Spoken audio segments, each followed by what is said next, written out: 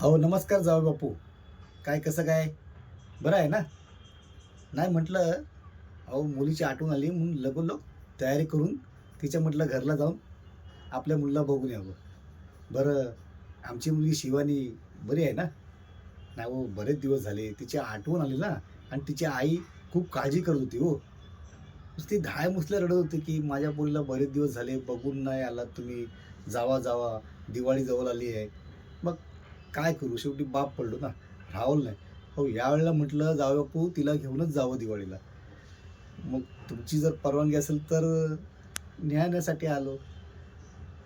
बघा, नाही पाठवत असेल तर आम्ही न्यायासाठीच आलो. तुमची जर इच्छा असेल तर द्या पाठवून.